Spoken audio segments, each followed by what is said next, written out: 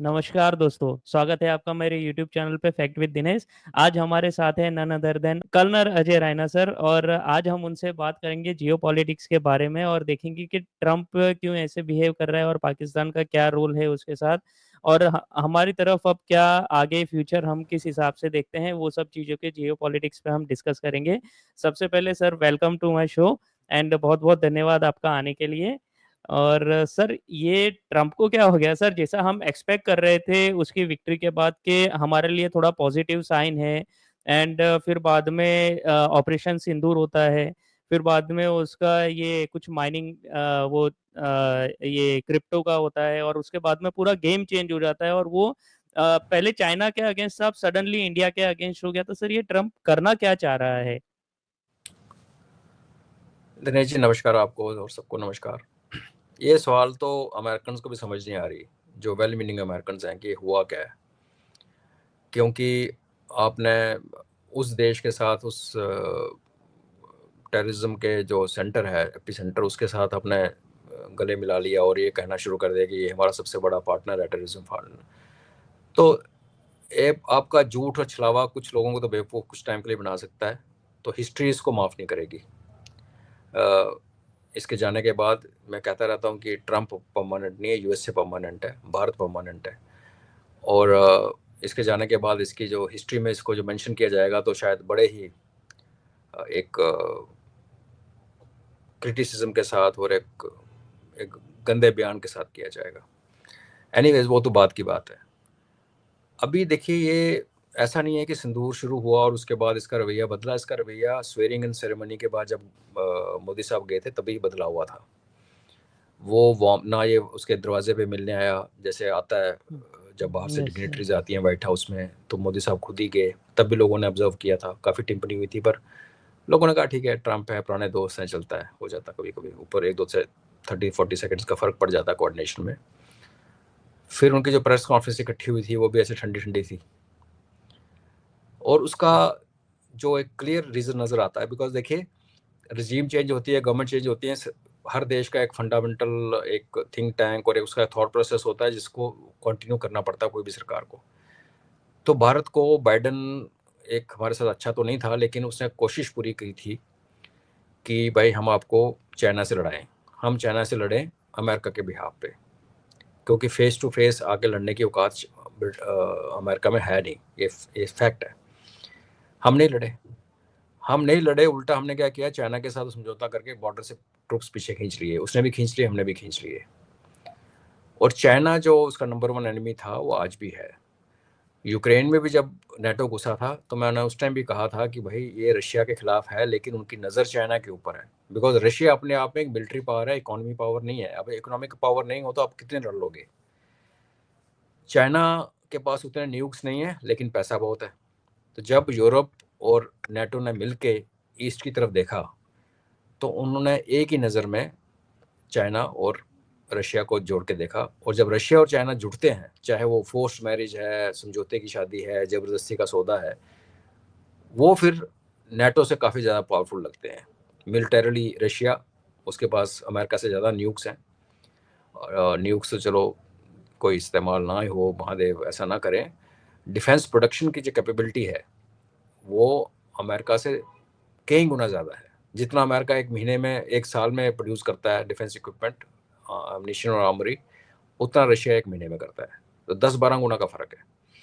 आई बात पैसे की, तो चाइना की इकॉनमी इतनी क्लोजली जुड़ी हुई है, नॉट ओनली अमेरिका, हमारे साथ भी, कि उसको कोई कहे कि मैं कैंची लेके काट दूं रस्सी को और सब ठीक ठीक होगा, वो नहीं हो सकता। That also we understand all of us. तो उनका नंबर वन एनिमी चाइना ही है। और चाइना और रशिया को जब जोड़ के देखते हो और पीछे नॉर्थ कोरिया देखते हो, तो वो उनकी जो इनसिक्योरिटी है बढ़ जाती है। उसके खिलाफ जो इंडिया को यूज़ करना था इन्होंने, भारत को, वो हमने समझदारी के साथ हमने वो करने से मना कर दिया। क्योंकि हमारी जियोग्राफी चाइना को, चाहे तिब्बत उनके इलीगल कंट्रोल में है, पर फैक्ट तो ये है कि राइटफुली आज टेक्निकली चाइना के साथ हमारी बाउंड्री जुड़ती है, हालांकि वो तिब्बत की बाउंड्री है। तो जो अमेरिका जिस तरीके से चाइना को देख सकता है, या जिस तरीके से उसकी तरफ अपना स्टांस ले सकता है, हम नहीं ले सकते, लेना भी नहीं चाहिए। अब पड़ोस पड़ोस जो होता है ना, वो भी एक किस्म की, जैसे पेरेंट्स को आप चुन नहीं सकते, वैसे अपने पड़ोसी को भी नहीं चुन सकते। वो फैक्ट होता है, उसके साथ डील करना पड़ता है। उससे चिढ़ा। फिर उसके बाद जब ये पहलगाम हुआ, तब तक एटलीस्ट उसने फ़ोन कॉल की, बोला गलत हुआ, ये हुआ, सब हुआ। जब पिटाई हुई, और पिटाई में भी आप देखोगे जो लास्ट फेज जब से नूर खान और ये सब उड़ा दिया गया, बुलारी, नूर खान और जैकबाबाद, किराना हिल, उसके एक दिन पहले तक जेडी वांस ने क्लियरली बोला था हमारा कोई मतलब नहीं, लड़ रहे हैं आपस में, ठीक हो जाएंगे।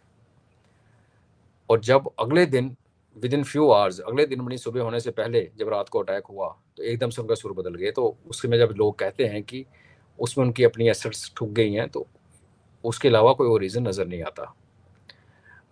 कॉन्स्पिरेसी थ्योरी कहिए, आप उसको कुछ कहिए, बट फैक्ट आप हमें कोई एक और रीज़न बता के दिए कि शाम को 6 बजे तक आप ओके थे और सुबह 4 बजे आपको इतनी मिर्च लगी कि आप नाचने लगे। तो कुछ तो हुआ, और कुछ होने में क्लियर कट है कि नूर खान बेस का जो अंडरग्राउंड कम्युनिकेशन सेंटर था, कंट्रोल सेंटर था, वो जी इलेक्ट्रिकल अमेरिका ने बनाया था। तो मिनिमम ये है कि उसमें जो इन्वेस्टमेंट थी अमेरिका ने, नेचुरली पाकिस्तान ने पैसे कहाँ से देने अमेरिका को, पैसे हैं कहाँ उनके पास। तो जो जो उन्होंने फ्री में बना के दिया, जो भी इन्वेस्टमेंट की थी वो टूटी। लेकिन उसकी ये भी हो सकता है कि हो सकता है उसके अंदर कौन उस टाइम बैठा था। अगर इतना ही तगड़ा सोफिस्टिकेटेड उसमें स्ट्रक्चर लगा हुआ था, कम्युनिकेशन इंफ्रास्ट्रक्चर लगा हुआ था कि पूरे देश की एयर डिफेंस और ADCNR बोलते हैं, command and reporting, control and reporting, उसको एक जगह से कंट्रोल किया जा रहा था, तो नेचुरली उस सोफिस्टिकेटेड इक्विपमेंट के साथ हो सकता है फॉरनर बैठा हो। टर्किश अफसर और उनके जवान तो हमारे जम्मू में सियालकोट में मारे गए थे, सबको पता है, ड्रोन लेके आए थे। लेकिन पहलगाम होने के बाद और ऑपरेशन सिंदूर शुरू होने से पहले ट्रंप की कंपनी ने पाकिस्तान के साथ क्रिप्टो की डील की।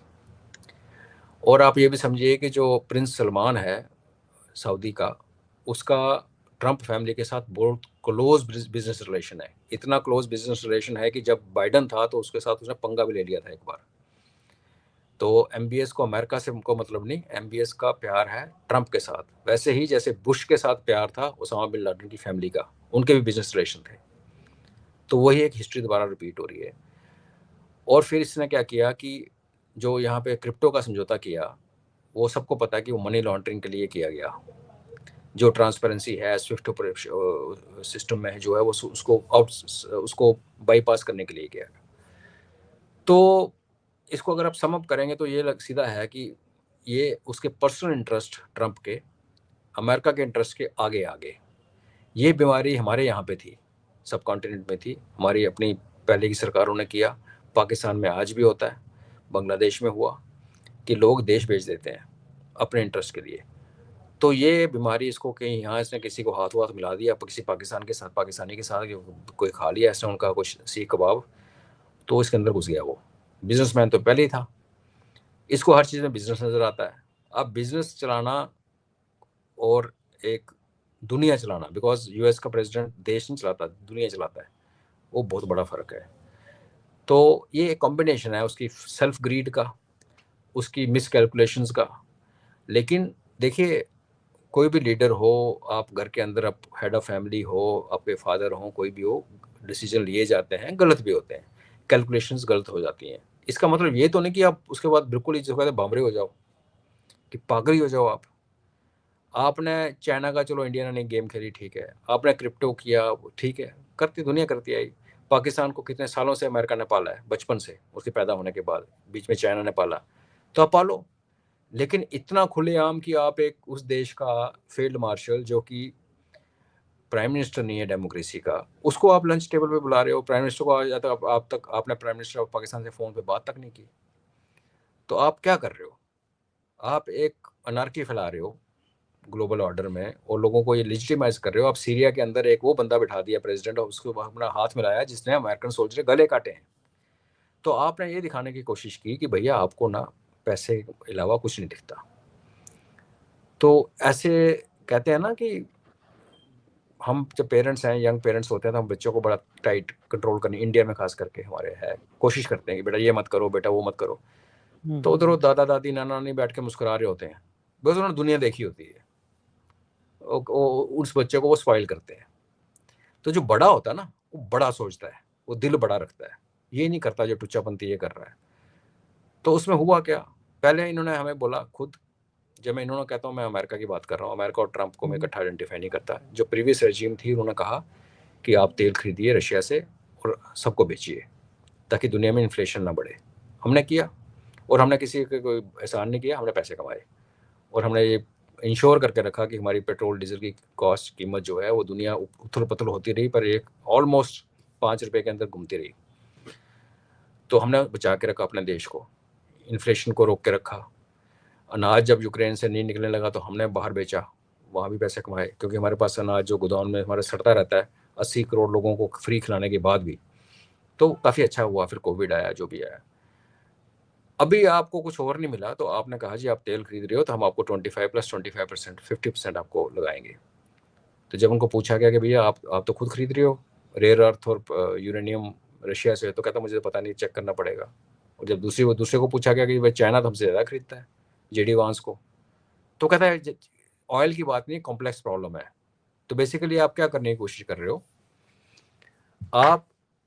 आपको डर है कि अमेरिका का पतन उस दिन होगा जिस दिन ईस्ट से एक पावर उठेगी। और हम सब जानते हैं कि फोर्सिएबल फ्यूचर में 10 साल की अगर हम आगे देखते हैं तो अकेला इंडिया, अकेला चाइना और अकेला रशिया नहीं उठ सकता अमेरिका को नंबर 2 बनाने के लिए। ये उठेंगे तो इकट्ठे उठेंगे, उसके बाद उठने के बाद फिर आपस में कंपैरेटिवली कौन ऊपर जाता है वो बाद की बात है। ये जो ग्लोबल रीसेट होगा, अमेरिका की इकॉनमी, अमेरिका का साइज, अमेरिका का रीच, 280 अड्डे पूरी दुनिया में फैले हुए, उसको काउंटर करने के लिए आज किसी भी सिंगल कंट्री में कैपेसिटी नहीं है। रशिया के पास मिलिट्री पावर है और कुछ नहीं है। चाइना की मिलिट्री पावर तो है डाउटफुल है, कहाँ जहाज कहाँ गिर जाए पता नहीं, लेकिन फाइनेंशियली वो साउंड है, उसने अमेरिका की डेट में भी इन्वॉल्व है और अमेरिका के क्रेडिट में भी इन्वॉल्व है और बिजनेस में इन्वॉल्व है। तो उसके पास एक बहुत बड़ी लेवरेज है और हम सबसे बड़ी कंजम्पशन मार्केट है। चाइना हमसे बड़ा था, पॉपुलेशन में कम हो गया अब, और एक्सपोर्ट ओरिएंटेड है, हम इम्पोर्ट ओरिएंटेड है, हम सब ला ला के खाते हैं। तो ये जो कॉम्बिनेशन है ना, इसको ब्रिक्स के तौर पे लोगों ने देखा, RIC के तौर पे देखा, लेकिन बना नहीं, हवा में रहा। और फिर हमें जैसे लोगों ने भी गिव अप कर दिया, यार कोई 20-25 साल बाद बनेगा। लेकिन ट्रंप ने क्या किया, उसने चाइना को अलग ट्रीटमेंट करके, भारत के साथ अलग ट्रीटमेंट करके, और आज कल मिलने वाला परसों 15 तारीख को वो प्यूटिन के साथ, और बीच में खबर आती रहती है आज प्यूटिन और ट्रंप की 2 घंटे फ़ोन पे बात हुई, कभी आती है 1 घंटा। तो एक सस्पेंस डाल रखा है कि मैं और प्यूटिन बड़े क्लोज हैं। तो उसने तोड़ने की कोशिश की। अनफॉर्चुनेटली क्या हुआ कि प्यूटिन जो है वो KGB के ऑपरेटिव है, वो सब ये गेम समझता है और सबसे longest serving head of state है आज की डेट में दुनिया में। चाइना और भारत जो है, हम कुछ भी हों, हमारी सिविलाइजेशन रूट्स इतनी डीप हैं कि हम बंदे की औकात पहचान लेते हैं, उसको हम कुछ करें ना करें बात अलग है। इस गेम में कोई नहीं फंसा। और सडनली हमें RIC, सडनली SCO में मोदी जी का जाना, डोवाल साहब का मॉस्को जाना एकदम से आना शुरू हो गया। तो ट्रंप की गेम पड़ गई उल्टी, जहाँ तक जो उसने कोशिश की थी। और अभी देखिए, अभी काफ़ी लोग कह रहे हैं कि ये भी कॉन्स्पिरेसी थ्योरी चल रही है कि अभी ट्रंप ने मिलना है प्यूटिन को, तो भारत को अलग कर रहा है, चाइना से हाथ मिला रहा है और चाइना को कह रहा है तू एशिया तू संभाल, बाकी मैं संभालता हूँ, और भारत को नीचे लगाते हैं। ये सब बचपनी वाली बातें हैं, ऐसे नहीं होता। और प्यूटिन जो है वो इन सब का बाप है, तो उसके काबू में नहीं आने वाला।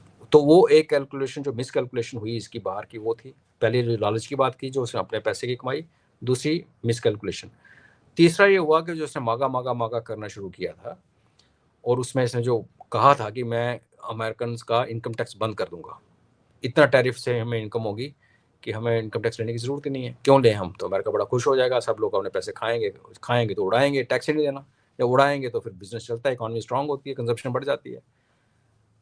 पर वो भाई साहब ये भूल गए कि जब उनके इनकम टैक्स कलेक्शन जो है अमेरिका में $4 ट्रिलियन की है 1 साल की, और आज जब टैरिफ सब लगा लिए इसने, और टैरिफ लग रहे हैं इसलिए काफ़ी सारे इंपोर्ट बढ़ गए हैं, अमेरिका लोग दर सामान खरीद रहे हैं कि भाई टैरिफ 27 तारीख को लागू होने से पहले सामान मंगवा लो।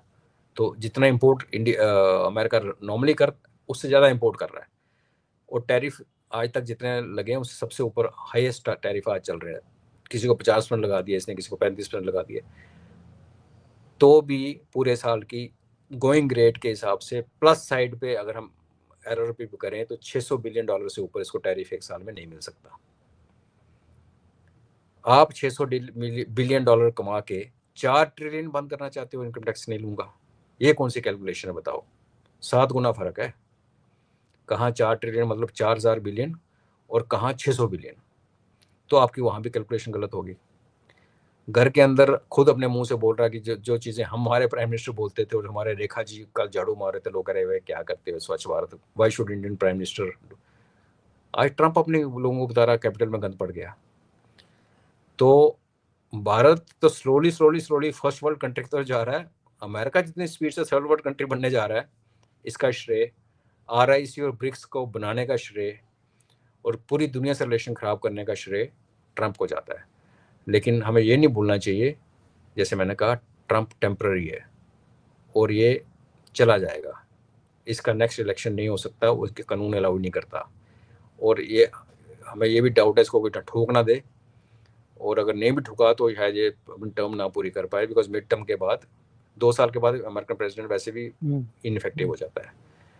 तो उसके बाद क्या होगा सर? वो सॉरी टू इंटरप्ट यू। मेरा एक इसमें क्वेरी है।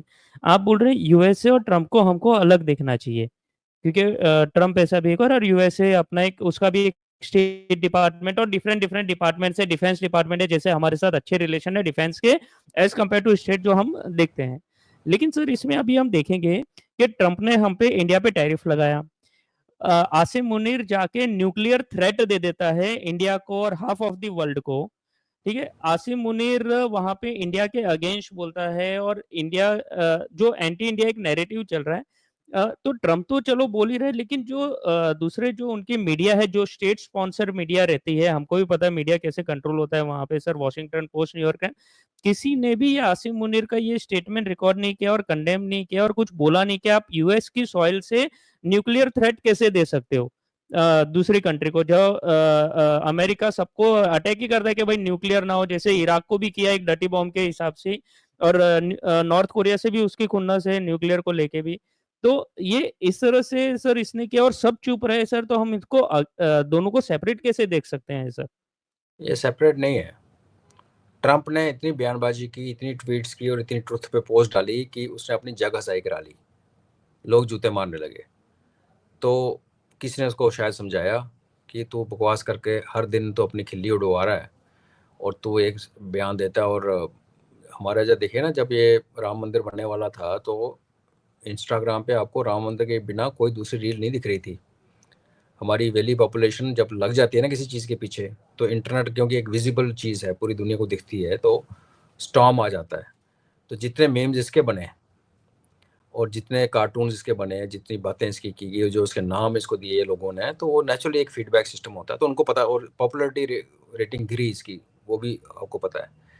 तो किसी ने शायद इसको एडवाइस किया कि तू अपना मुंह मत गंदा कर, तो उसको बुला अपने पालतू कुत्ते को, उससे बकवा। अदरवाइज अगर आप ये सोचो कि आसिम मुनीर अपने आप ही यूएसए चला गया और अपने आप ही उसने नो, ये स्टेटमेंट भी उनको रिकॉर्ड लिख के दिया गया, तो बोल, क्योंकि इसने सब कुछ आजमा लिया भारत के साथ। F-35 खुद ही बोल रहा था पहले दिन कि मैं तो बेचने के लिए तैयार हूँ, हमने नहीं लिए। उसने हमारे अपोजिशन पार्टियों के मुंह पे पैसे डाल डाल के उनको पार्लियामेंट में बकवास कराया, फेल हो गया, फेल ही हो जाएगा जो बचा कुचा है। आसिम मुनीर को खड़ा किया, डिडंट वर्क। मोदी जी को 50% टैरिफ चला दिया, लोगों ने कहा गो टू हेल। तो आगे बचा क्या? इसके बाद क्या करोगे आप? हमला करोगे हमारे ऊपर?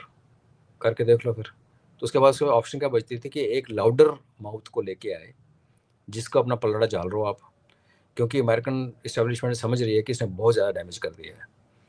और जब मैं कहता हूँ कि अमेरिका और ये दोनों अलग हैं, वो इसलिए है कि अमेरिका ऐसा तो नहीं है ना कि एक बिल्कुल ही कोई लफंगा उठ के सुपर पावर बना है। उसकी एक अपनी एक स्ट्रेंथ है, उसके पास पैसा है, उसके पास टेक्नोलॉजी है, उसके पास एक नेटवर्क है CIA का पूरी दुनिया में फैला हुआ। तो ऐसे देश के साथ आपको कल को काम पड़ सकता है। हाँ, सबक आपने सीख लिया कि भाई इनके ऊपर हम ट्रस्ट नहीं कर सकते। वो पहले भी हम कहते थे कि अमेरिका को ट्रस्ट नहीं कर सकते। इतनी जल्दी गिरेगा, इतना ज़्यादा डिग्रेडेशन होगी, ये किसी ने एक्सपेक्ट नहीं किया था। लेकिन ये आपको पता लग गया ना, आपके सिस्टम में चला गया, आपकी मेमोरी में रिकॉर्ड हो गया कि अमेरिका को एक लिमिट के आगे नहीं करना। तो इसलिए मैं कहता हूँ कि इसके जाने के बाद भी अमेरिका होगा और इसके होते हुए भी कई चीज़ें होंगी जो हम डील करेंगे। जिस दिन ये इसने सीज फायर ड्रामा शुरू किया, खुंदक होगी, हमारे यहाँ से रिप्लाई जाने शुरू हो गए, तो उसके बावजूद नासा और इसरो का एक जॉइंट सैटेलाइट लॉन्च हुआ। कई प्रोजेक्ट्स चल रहे होते हैं जो चलते रहते हैं, जिनको रोका नहीं जा सकता। मैं ये कह रहा हूँ, अगर रशिया से लड़ने के, नेटो के होने के, लड़ाई होने के बावजूद यूक्रेन में पूरा यूरोप और अमेरिका रशिया का तेल और गैस खरीद रहा है, तो दुनिया ऐसी चलती, ब्लैक एंड वाइट में नहीं चलती। हमें समझदारी हम दिखा रहे हैं। हमारे लीडरशिप के मुंह से कोई गाली गलौज, इंसल्टिंग, ह्यूमिलेशन कुछ नहीं निकला अभी तक ट्रंप के बारे में। तो कल को ऐसा एक सीन आएगा कि जब ये हट जाएगा सीन से या पावरलेस हो जाएगा, तो ये फेंसेस जो टूटे हैं इनको हम मेंड कर सकते हैं विद कॉशन। जैसे हम चाइना को देखते हैं एक शक की निगाह से, डील तो उसके साथ भी करना है, लड़ लड़ के गलवान कर करके तो नहीं होता ना, पड़ोसी हो। तो ये इसलिए मैं कहता हूँ कि ये जब स्टेज आएगी, जब भारत के साथ फेंस मेंड करने का टाइम आएगा, तो कौन मारा जाएगा? उस टाइम मारा जाएगा आसिम मुनीर, जनरल जिया की तरह। क्योंकि अमेरिका जिस दिन फेंस मेंड करने पे आएगा और भारत को कहेगा हम पुराने दोस्त हैं, दोबारा शुरू करते हैं, तो भारत कहेगा भैया इसका क्या करना है? उसको अमेरिकन ही रास्ते से हटाएंगे।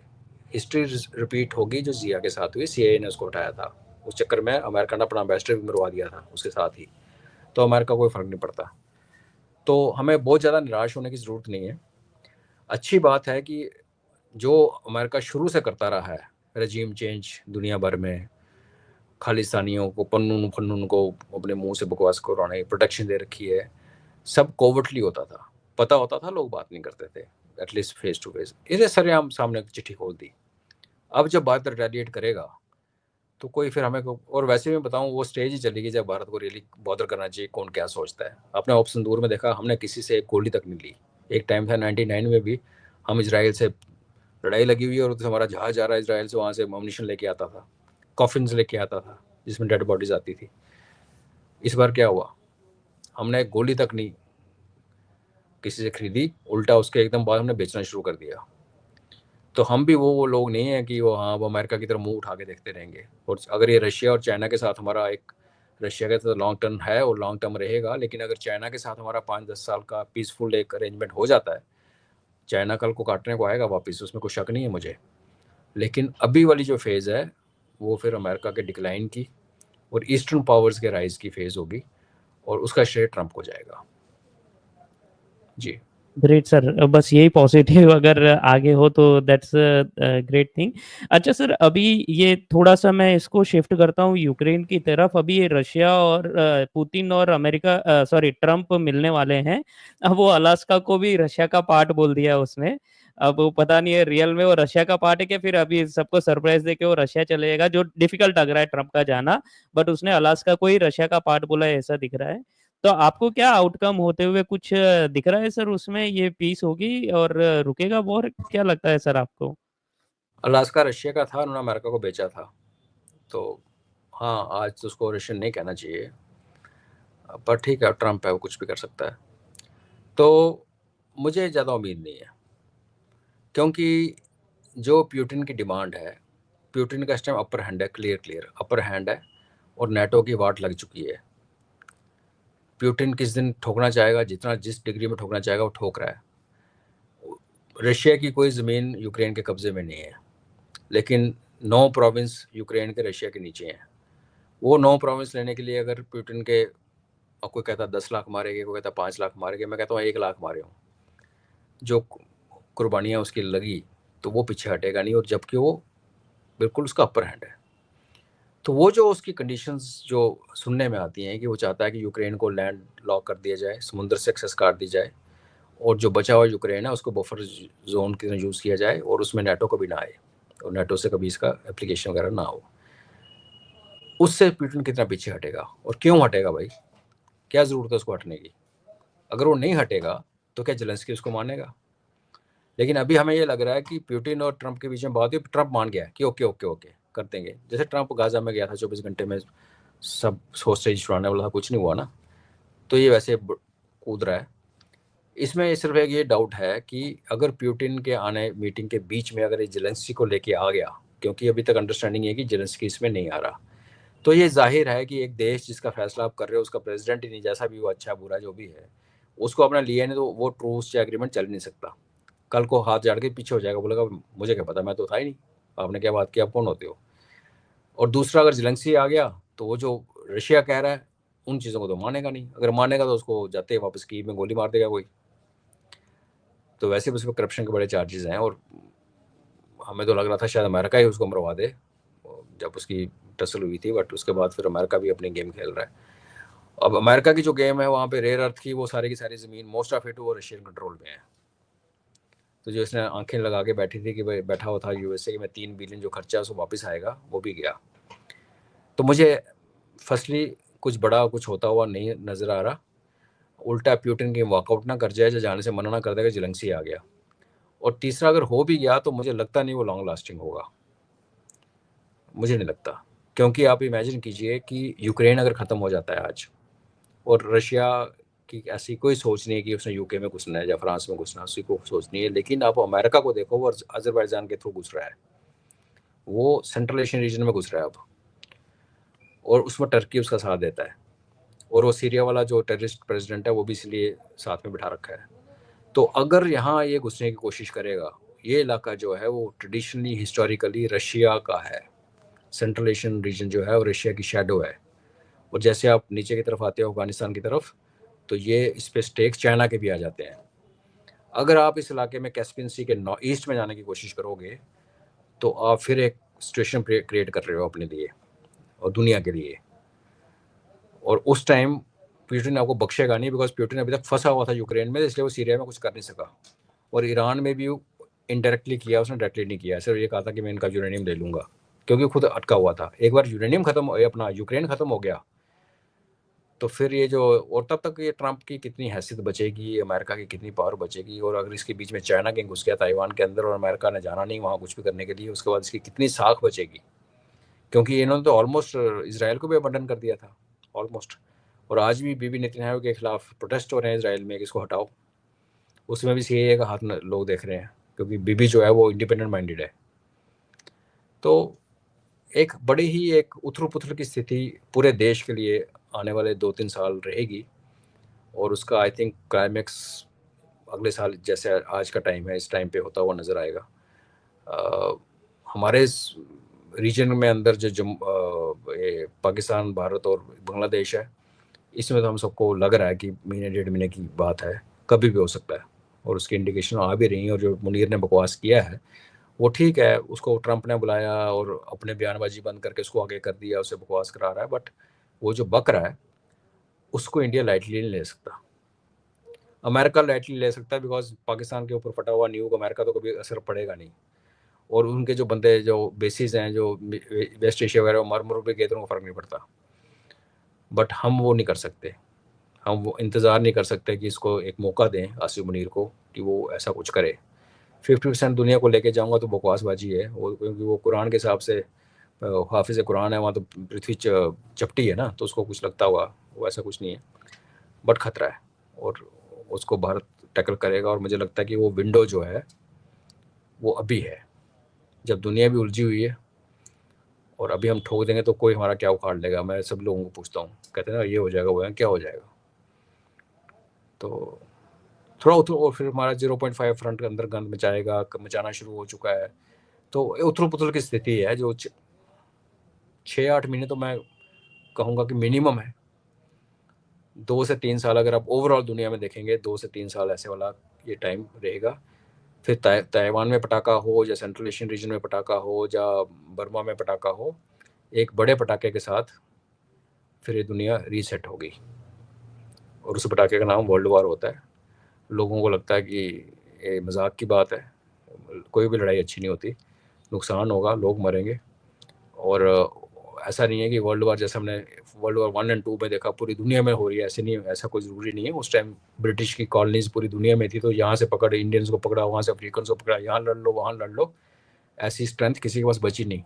वो इंग्लैंड जो कि पूरी दुनिया में राज करता था और जिसके लिए हमारे 2-3 मिलियन लोग जवान जाके लड़े वर्ल्ड वार 2 में, उसके पास आज खुद की 70,000 फौज है टोटल, सारे आर्मी, एयरफोर्स ने भी मिला के। तो वो वर्ल्ड वार उस टाइप की नहीं होगी। लेकिन उसका खतरा ये है कि जब उस टाइप की नहीं होगी तो फिर ये एटॉमिक और न्यूक्स की तरफ जाएगी, जो कि एक बहुत ही खतरे की। तो हम वही है, महादेव से प्रार्थना करते हैं कि ऐसा ना हो। लेकिन रीसेट अगर कोई बोले कि ऐसे ही कोई बंदे सुबह हम उठेंगे और बोलेंगे जी सब हो गया जी, सुपर पावर जी, ऐसे नहीं होता। झटका तो लगेगा। तो जो बचेंगे वो ऐश करेंगे, और जो चल पड़े हम ऊपर से देखेंगे। ऐसे ही है। नहीं, बचेंगे बचेंगे सर, अपने तो बचेंगे ही होपफुली। वो हमारा एयर डिफेंस अच्छा है। जस्ट जोक्स अपार्ट, बट हम ऑपरेशन, सॉरी प्लीज। नहीं नहीं, हम स्ट्रांग हैं, मुझे कोई डाउट नहीं है। बट एयर डिफेंस दुश्मन की तरफ देखता है ना, पीछे नहीं देखता अंदर क्या हो रहा है। तो एग्री बहुत सारे एग्री सर। एस्पेक्ट्स इसमें। जी। Correct correct. नहीं सही बात है आपकी सर, इसलिए हम ऑपरेशन सिंदूर हमने पॉज किया था और कहा था कि भाई वॉर हमको नहीं लड़नी। उसके रीजंस भी ये है जो आप बता रहे हैं कि वॉर अच्छी चीज नहीं होती है, और ये है दोनों जगह से नुकसान होते हैं।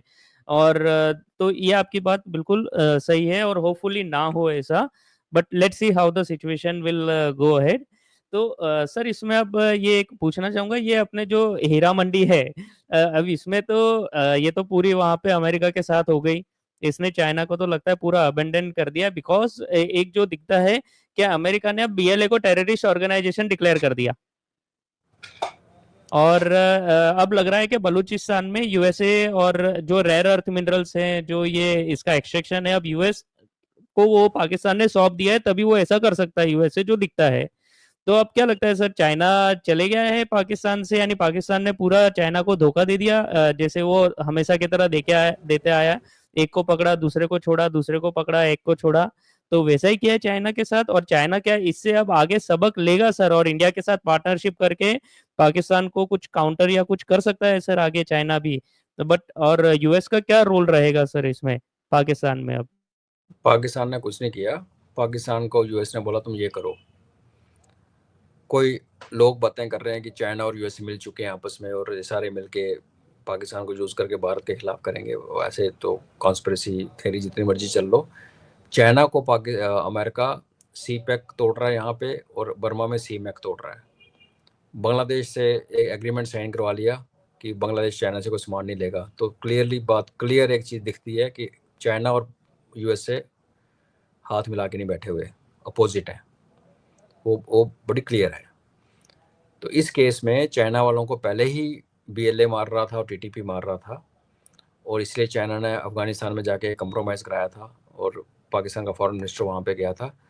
और अभी फॉरेन मिनिस्टर अफगानिस्तान का कल आना था पाकिस्तान उसी रिलेशनशिप को बढ़ाने के लिए, तो अमेरिका ने उसको मना कर दिया। तो इसका मतलब ये है कि अमेरिका ने चाइना का सोफड़ा पाकिस्तान के अंदर से साफ कर दिया। उसमें पाकिस्तान ने कुछ नहीं किया, अमेरिका ने उससे करवाया। वो हीरा मंडी है, उसने क्या करना है, उसको तो जहाँ पैसा मिलेगा वहाँ उसने सो जाना टांगे खोल के। रही बात चाइना कैसे रिएक्ट करेगा, बड़ा डिफिकल्ट है, बिकॉज चाइना भी खुद डिक्लाइन पे है।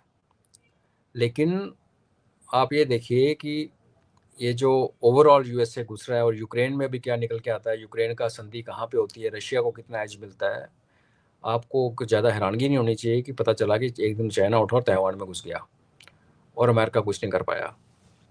बिकॉज अमेरिका को डायरेक्टली लड़ने से जो न्यूक्लियर वॉर का एकदम, बिकॉज अमेरिका के पास भी कन्वेंशनल वेपन बचे नहीं है लड़ने के लिए। चाइना के पास हैं, बट चाइना की टेक्नोलॉजी डाउटफुल ही रहती है, कौन सी मिसाइल कहाँ गिर जाए। और यूएस का प्रोडक्शन रेट एयर डिफेंस डोम बहुत ज़्यादा कम है, कुछ बनी सैकड़ों में बनी है एक साल में। तो उस केस में अगर चाइना ये हिसाब लगा लेता है, और स्पेशली अब रशिया वेला हो जाता है वहाँ से, क्योंकि रशिया के साथ एक और गुंडा जुड़ा हुआ north Korea. North Korea south Korea में घुस जाए, जहाँ नॉर्थ कोरिया जापान पे मिसाइलें फेंक दे, जहाँ चाइना ताइवान में घुस जाए, जहाँ चाइना फिलीपींस में घुस जाए, तो वो एक टेस्टिंग ट्रायल वाली बात होगी। और मुझे लगता है मेरी अपनी मानना है कि अमेरिका कुछ नहीं कर पाएगा। हो सकता है जहाज भेजे, उसको उड़ा देगा चाइना, दैट्स इट। तो वो लड़ाई चाइना के हिसाब से थोड़ी सेफ है, rather than taking on US directly 1-to-1। और यूएस और चाइना को आपस सीधा लड़ने का कोई बहाना है भी नहीं लेजिटिमेट एक्चुअली। एक ईरान में था, उसमें रशिया लड़ रहा था और चाइना भी लड़ रहा था इनडायरेक्टली, और अमेरिका ने आगे बॉम्ब फेंक के चला गया, वो फिक्स मैच हो गया। और कोई रीज़न नहीं है कि दोनों लड़ पड़े मिलिटरीली। तो वो उसका रीज़न, अगर चाइना इसके मुंह पे तमाचा मारना चाहता है और दुनिया को दिखाना चाहता है कि ये ख़त्म है, यूक्रेन ख़त्म, यूक्रेन स्टेबलाइज हो जाए, रशिया रिकवर कर जाए और ईरान से तेल आना शुरू हो जाए, सब ठीक हो जाए, तो वो सिचुएशन चाइना क्रिएट कर सकता है।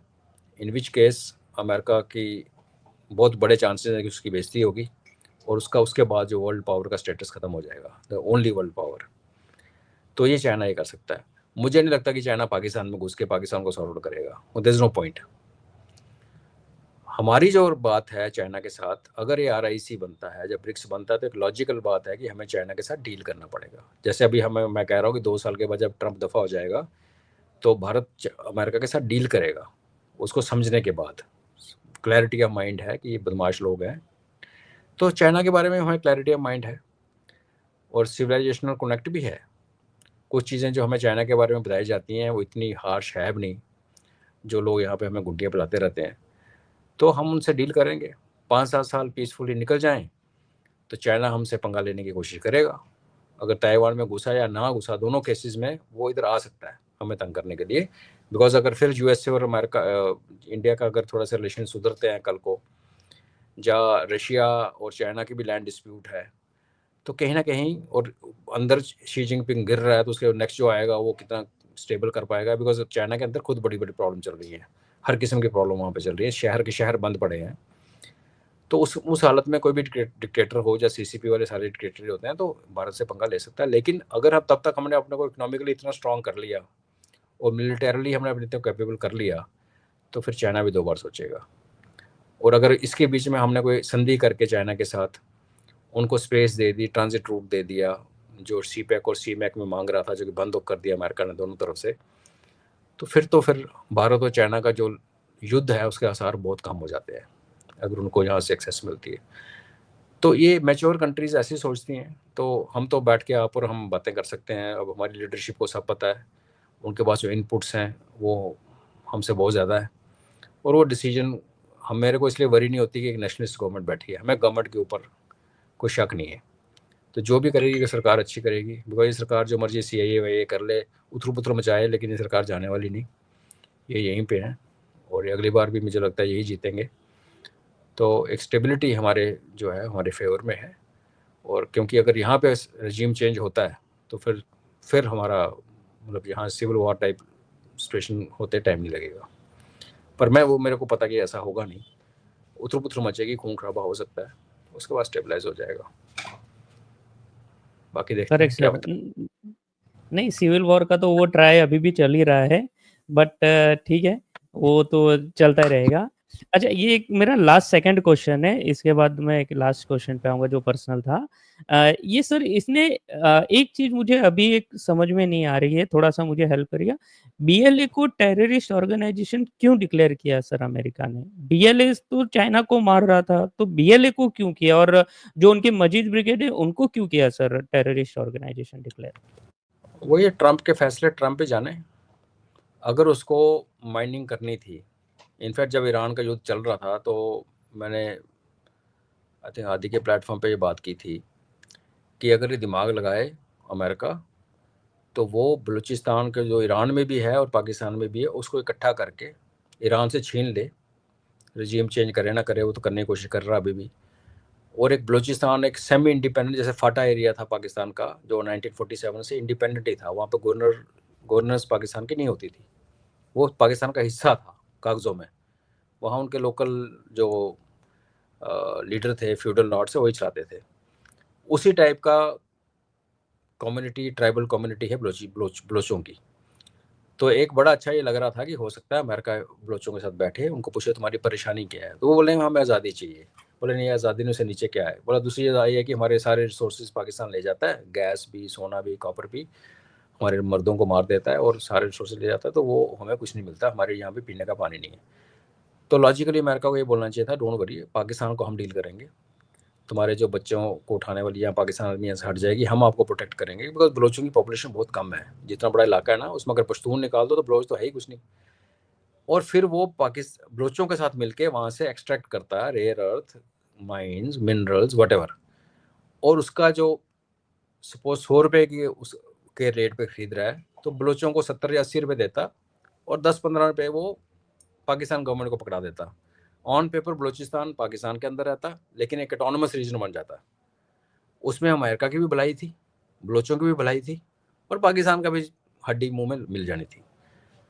उसके विपरीत जो इसने एक्शन किया है, ये अगर ये सोचता है कि आप किसी को डिक्लेयर कर दो कि वो टेररिस्ट है, और वो तो आप उसको क्या कर दोगे, नेता कर दोगे, ऐसा तो नहीं है ना। उसामा भी टेररिस्ट ही था, ठोक दिया उसने आगे WTC। तो अभी आपने एक सिचुएशन क्रिएट कर दी कि Pakistan army in any case BLA के सामने खड़ी नहीं हो पा रही। वहाँ से उनको कूट कूट के मार के हर दिन उनके अफसर और जवानों को मारा जा रहा है, आर्मी को। मैं एफसी की बात हो तो मार मुर के विले कर दिए।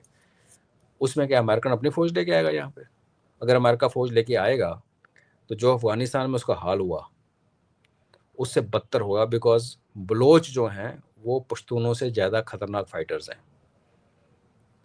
अंग्रेजों ने भी अफगानियों के साथ लड़ाइयाँ लड़ी, बलोचों के साथ कंप्रोमाइज़ किया था। हिस्ट्री की किताबों में उनको जगह नहीं दी गई, तो लोगों ने सोचा कि यहाँ की सबसे खतरनाक कौम लड़ने वाली अफगान है। लेकिन अफगान अगर यहाँ है तो बलोच उसके 2 इंच ऊपर है।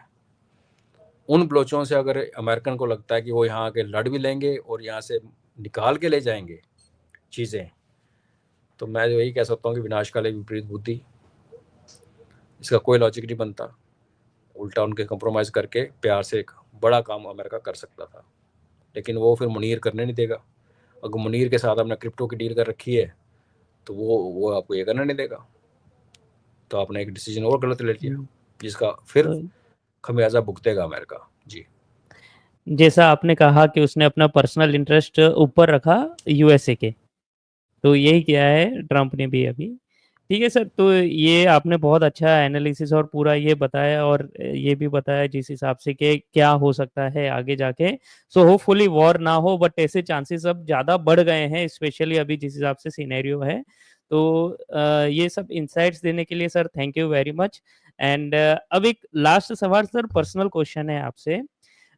ये जो सुप्रीम कोर्ट का अभी जो ऑर्डर आया है सर, दिल्ली के डॉग्स को लेके, and I know you are a very big dog lover also, आपके पास भी है, तो आपका क्या व्यू है सर इस पे, स्ट्रे डॉग को लेके?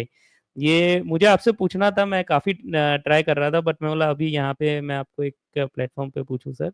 तो आप प्लीज़ अगर कुछ अपना व्यू दे सकते हैं सर इस पे। मेरे थोड़े से अलग व्यू है, I am frankly speaking, but ठीक है, वो मेरे पर्सनल है। आपका क्या व्यू है सर इस पे? मैं डॉग लवर नहीं हूँ, मैं नेचर लवर हूँ। मुझे नेचर की बनाई हर चीज़ से प्यार है। मैं जी पौधे नहीं काटता। मेरे फार्म के किसी एक टहनी भी आज तक नहीं काटेगी। मेरे फादर साहब अभी जब चले गए तो हमारा रिवाज है कि हम पेड़ काटते हैं अपने खेत में से संस्कार के लिए। मैंने वो भी नहीं काटा, क्योंकि मुझे लगता है कि ये धरती पे हर उस चीज़ का उतना हक है जिसको भगवान ने बनाया है जितना हमारा है। अब हमारा दिमाग अगर ख़राब हो जाए तो उसमें जिम्मेवारी हमारी है, हमें उसको सीधा करना है। आपने कुत्तों की बात की, आप यहाँ पे जे में आई और ये पहाड़ों में हर जगह की आपको हाईवेज के साथ बंदरों की फ़ौज नज़र आती है। ये वो बंदर हैं जो किसी ज़माने में शहरों में पलते थे, वहाँ आके कभी कपड़ा चोरी कर लिया, कभी खाना खा लिया, बजरंगबली के उधर पकड़ पकड़ के ट्रकों में डाल डाल के सरकारों ने उनको जंगलों में डाल दिया। जिस जंगल में फ्रूट का एक ट्री नहीं उगता वहाँ पे चील और देवदार के पेड़ उगते हैं, तो वो बंदर कहाँ जाएंगे? तो उन्होंने क्या किया, आके पहले उन्होंने आसपास के गाँव के फसलें नष्ट करनी शुरू कर दी। हमारी भी यहाँ हुई मक्की वक्की नहीं उग सकती, उगती है कहा जाते हैं। और फिर भी पेट नहीं भरता, पॉपुलेशन मल्टीप्लाई कर रही है, तो वो जाके हाईवे के ऊपर बैठने शुरू हो गए। और वहाँ फिर हमारे महान महान लोग ऐसे हैं, वो गाड़ियाँ रोक के दूर से खाना फेंकते हैं, तो वो खाना खाने जाता है, ऊपर से ट्रक निकल जाता है। फिर वो 150 बंदर इकट्ठे हो गए रोड पे, तो वो किस किस को रोकोगे? हरियाणा में जाओगे तो नंदियों का, रात को गाड़ी चला रहे हो, ब्लैक कलर का सामने एक नंदी खड़ा है, तो गाड़ी जाके सीधी लगती है उसको। तो हमने जानवरों को ये सोचा यूज़ एंड थ्रो। जब तक हमारे बैल काम करते थे, हमारे पूर्वज, मैंने अपनी आंखों से अपने घरों में बैलों की जोड़ी होती थी, हमारे कोर्टयार्ड में सामने बांधी होती थी, कि जब कोई बाहर से आता था सबसे पहले उसको हमारे बैल दिखते थे वाइट, घर की शान होती थी। बाद में ट्रैक्टर्स आ गए तो हमने उनको सड़कों में छोड़ दिया कि जाओ। और देसी नस्ल में ख़त्म ही हो गई, हम जर्सी लेके आ गए, दुनिया पूरी देसी लेगी, हम उल्टा गंद लेके आ गए, A1 मिल्क पीते हैं जो कि दूध है नहीं। तो डॉग्स तो एक बहुत छोटा कंपोनेंट है। ये जो हमने डिस्ट्रक्शन फैला रखी है, अपनी पॉपुलेशन हम कंट्रोल नहीं करते, जंगल साफ कर करके हम अपनी कॉलोनीज खड़ी कर देते हैं, जहाँ मन करता है पहाड़ काट के सड़क बना देते हैं। फिर हम कहते हैं कि वाइल्ड एनिमल लेपर्ड्स आ गए जी हमारे पास। आप क्या करो यार, आपको हर पहाड़ी के ऊपर एक पिकनिक स्पॉट खड़ा करना है, तो वो कहाँ जाएं? तो फिर उनको मारो। तो आप मारो, अच्छी बात है, आप इनको मारो, आप हाथियों को मारो, सबको मार दो, उसके बाद क्या करोगे?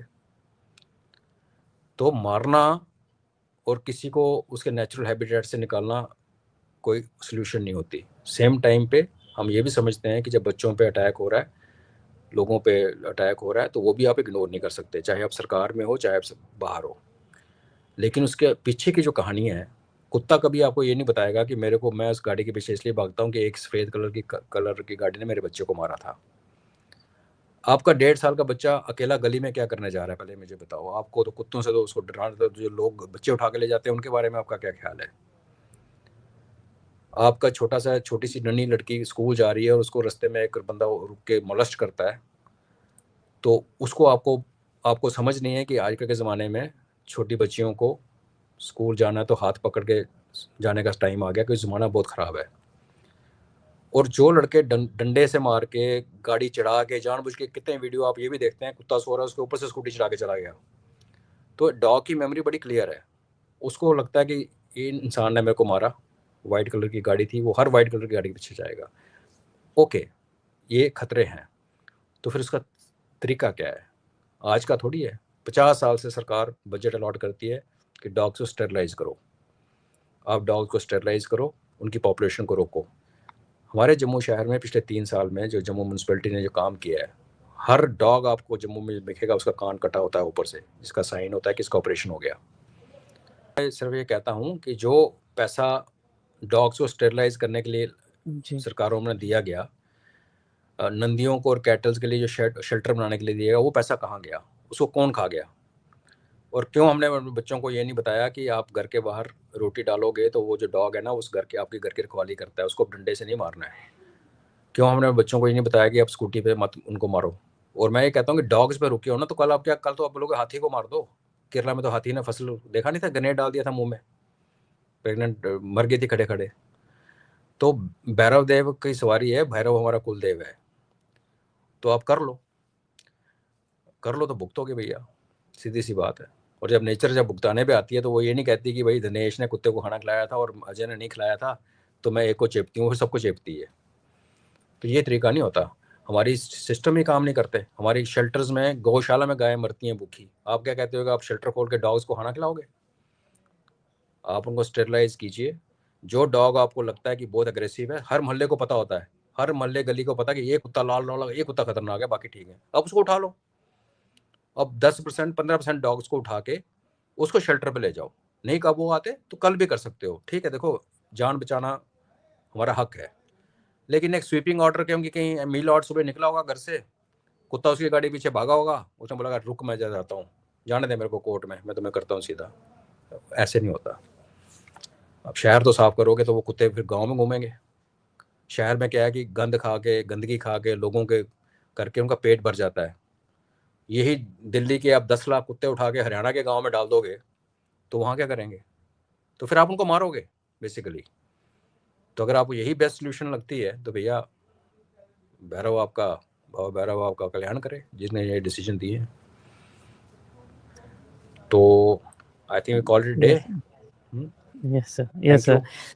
Okay, thank you very much sir, आपके इनसाइट्स के लिए। Thank you very much show पे आने के लिए, and thank you very much sir.